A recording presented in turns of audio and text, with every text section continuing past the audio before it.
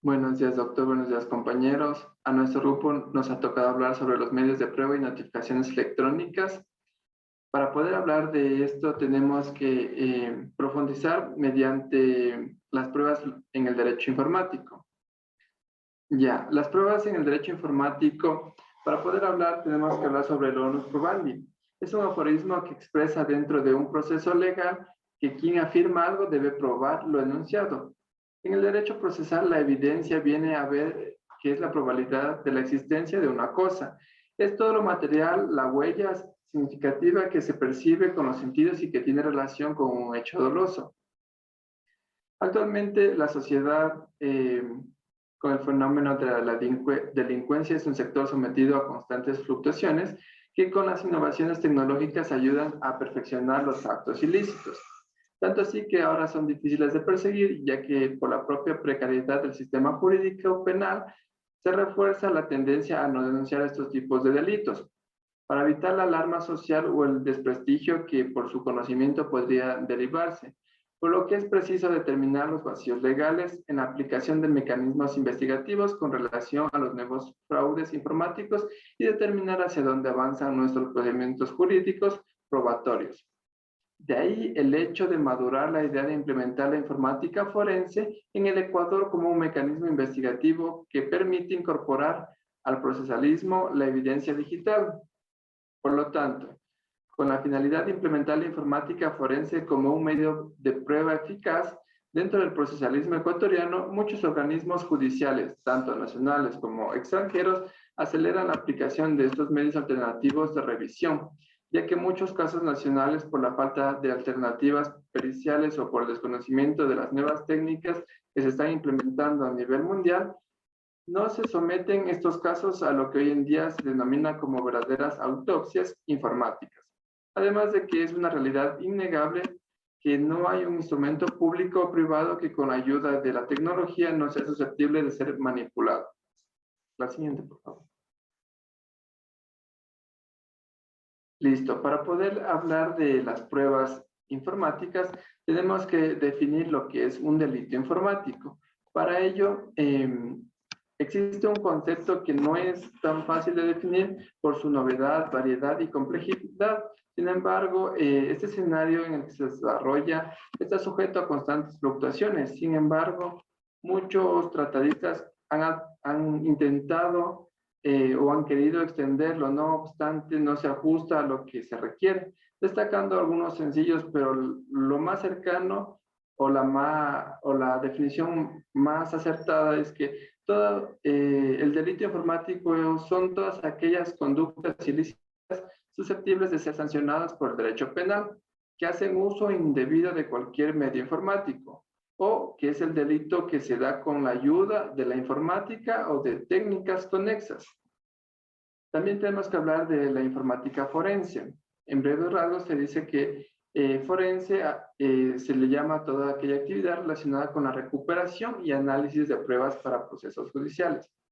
La informática forense es la rama de la informática que se encarga de la recuperación, preservación, análisis de evidencias electrónicas tales como fotografías digitales, emails, mensajes, transacciones bancarias o rastros de cualquier tipo de actividad a través de Internet y que se ejecutan mediante aparatos electrónicos. Estamos hablando de la utilización de la informática forense con una finalidad preventiva. Sin embargo, cuando no se da esta y ya ha sido vulnerada, se puede recoger los rastros como medios probatorios. La siguiente, por favor. Listo. La prueba según el Código de Comercio Electrónico. Para poder hablar de la prueba, tenemos que enumerar que en el artículo 52 del capítulo 1 de este código nos habla sobre los medios de prueba. Es así que nos dice que los mensajes de datos, firmas electrónicas, documentos electrónicos y los certificados electrónicos nacionales o extranjeros emitidos de conformidad con esta ley y cualquiera que sea su precedencia o generación serán considerados como medios de prueba. Para su valoración y efectos legales se observará lo dispuesto en el Código de Procedimiento Civil, actualmente el COGEP. En este artículo nos remite al artículo 158 y subsiguientes del Código Orgánico General de Procesos en cuanto a la prueba, lo que nos demuestra que el Código Orgánico General de Procesos es es un código supletorio en cuanto a lo que no se encuentra establecido en este código de comercio electrónico. Para aplicar la prueba, aunque dentro de todo el capítulo no existen normas específicas para las pruebas digitales como tales.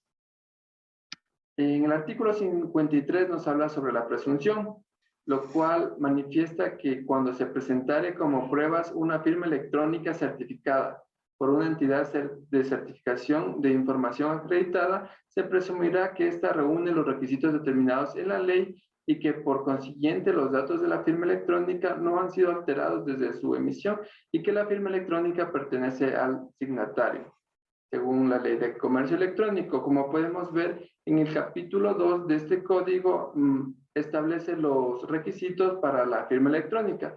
Entonces, para poder validar las firmas electrónicas como medios de prueba digital, se tiene que validar la no alteración de dichas firmas, además de los elementos que son necesarios para que tenga una validez formal de la institución que da fe de cómo de la firma electrónica.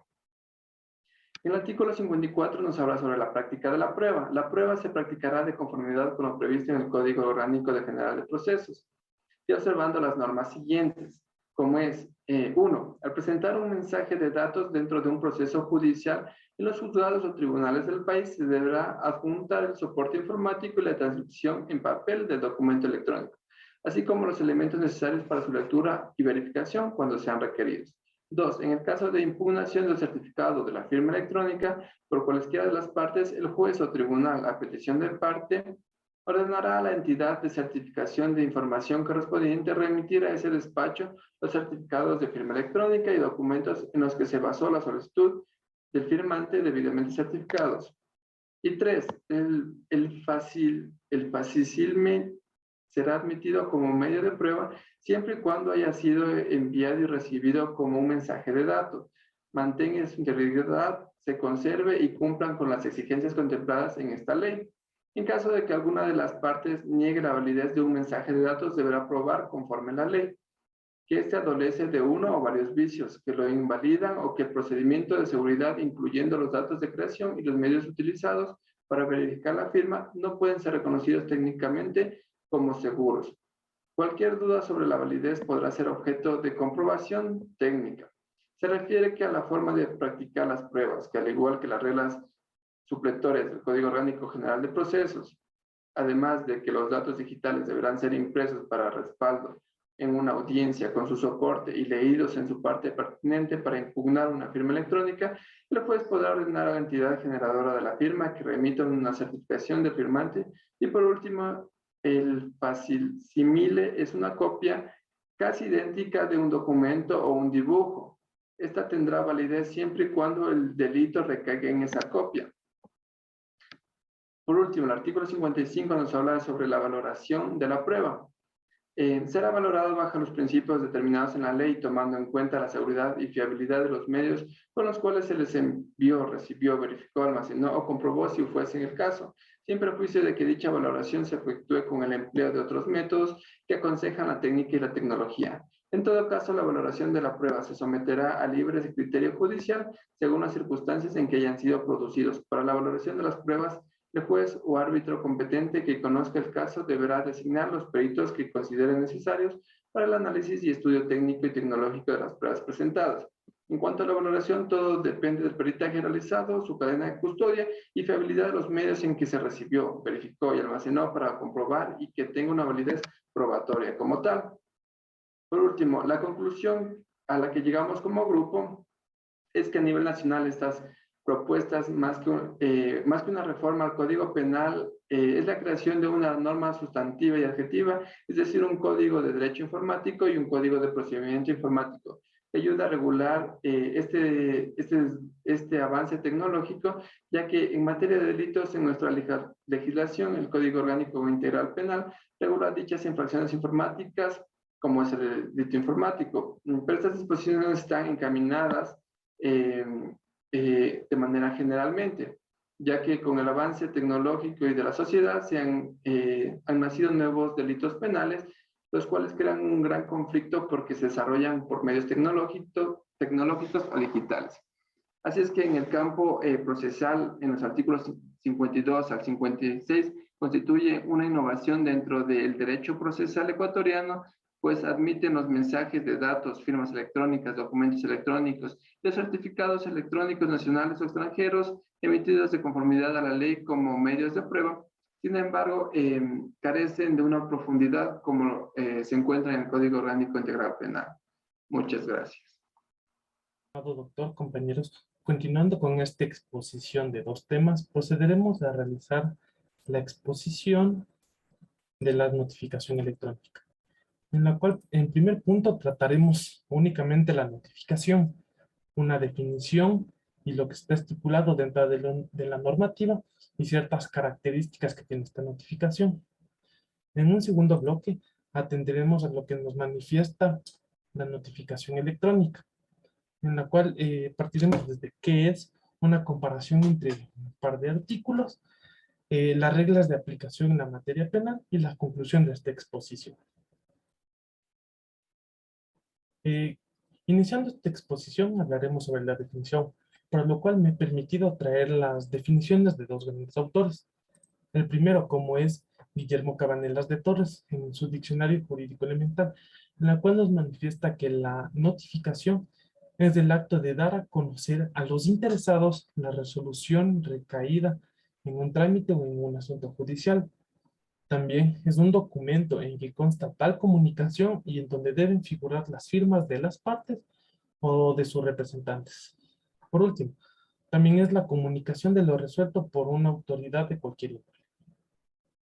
También, la autora María Laura Paleta, en su Diccionario de Derecho, nos manifiesta que la notificación es una con efectos en la esfera jurídica, o un documento en el que consta o se pone en conocimiento de alguien una resolución emanada de autoridad competente o a requerimiento particular.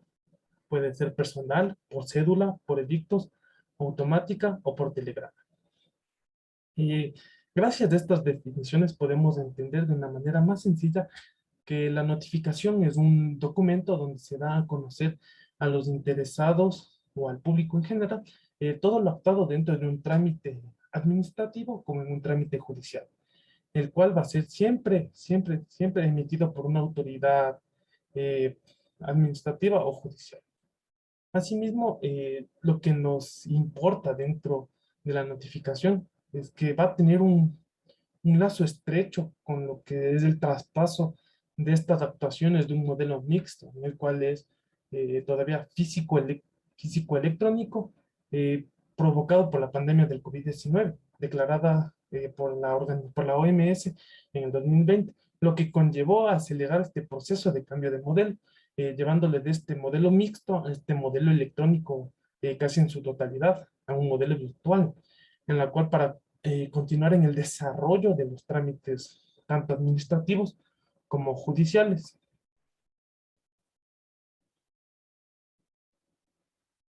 La notificación dentro de la normativa. Para esto he traído a colación lo que nos manifiesta el COGEP dentro de su artículo 65, que es el acto por el cual se pone en conocimiento de las partes de otras personas o de quién debe de cumplir una orden o aceptar un nombramiento expedido por la o el juzgador todas las providencias judiciales.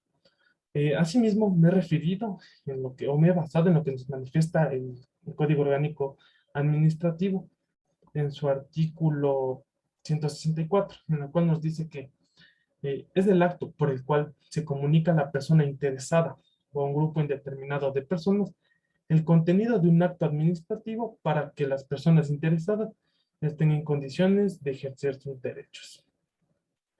Eh, a mi punto de vista, yo las considero estas dos definiciones como un eje transversal en cuanto a lo que nos vamos a referir sobre la notificación, en donde podemos identificar que tienen una estructura muy similar en la cual posteriormente les explicaré un poco más a fondo. Vemos que la principal razón de existir de esta notificación es dar el conocimiento o dar conocimiento a los sujetos procesales, a todos los interesados o al público en general, de todo lo que se está realizando tanto en vía administrativa como en vía judicial. Ya hablando de las características de la notificación, Tocaré cuatro puntos importantes, en lo cual de estos dos ámbitos, la definición de una notificación es muy similar. Lo único que va a abrir tanto por el acto administrativo como el auto, la sentencia emitida por el juzgador. Tenemos la notificación personal, en la cual aquí sí es un poquito semejante, como que va a tener ciertas diferencias. Dentro del ámbito administrativo, debemos de identificar que la primera actuación de la administración pública siempre va a ser personalmente, pero esta tiene la facultad de poder realizar esta primera actuación de forma por cualquier medio, sea este físico o digital, pero mayormente se ha presentado o se ha realizado a través del medio físico, porque va a tener una constancia. Ya en el ámbito jurisdiccional, vemos que las partes, o sea, tanto en este caso en materia civil, el demandado como en el demandante en su demanda y en la contestación a la demanda, deberán de determinar el lugar donde van a recibir las notificaciones. Puede ser este el casillero judicial, tanto físico como el electrónico. Continuando, tenemos a la notificación por boletas. Aquí tenemos una gran similitud. Lo único que va a variar son en este punto podríamos decirlo en breves números. ¿Por qué? Porque la notificación por boleta se realizará, valga la redundancia, a través de boletas, en las cuales se entregarán en días distintos en el domicilio o en la residencia de las personas que van a participar dentro de este proceso administrativo como en vía jurisdiccional. En caso de que no se encuentre a estas personas, se realizará, eh, se realizará la fijación de estas notificaciones en la puerta de su domicilio o en cualquier caso se le entregará a un familiar en la cual quien realice este proceso de notificación deberá de tener la original que se le va a entregar al familiar y una copia que va a tener como respaldo de que se ha hecho este procedimiento. La gran diferencia básicamente es que en el ámbito administrativo se van a realizar en 2 boletas en 2 días, mientras que en el ámbito jurisdiccional se realizará en 3 boletas y en 3 días diferentes. Cabe recalcar aquí un dato importante que nos manifiesta el COIP, es que en caso de que el procesado esté prófugo o se desconozca de su domicilio, bastará la citación en el casillero judicial en caso de que se haya señalado o a través de la Defensoría Pública. También tenemos la notificación a través de los medios de comunicación. Igual es similar como lo he explicado tanto en la materia administrativa como en jurisdiccional.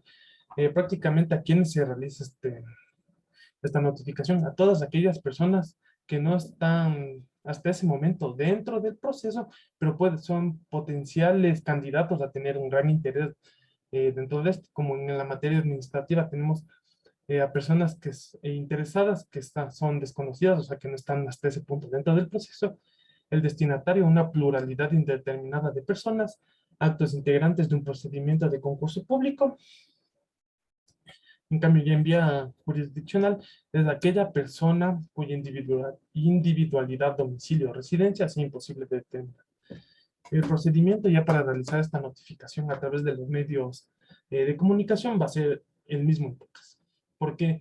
Porque en un primer punto se va a realizar a través de la publicación de un medio escrito, sea la prensa, el periódico. Posterior se va a realizar la notificación en la radiodifusora local en fechas diferentes y en horarios diferentes. Como ya les mencioné, dentro del ámbito administrativo van a ser solamente 2 días y en el ámbito jurisdiccional, 2.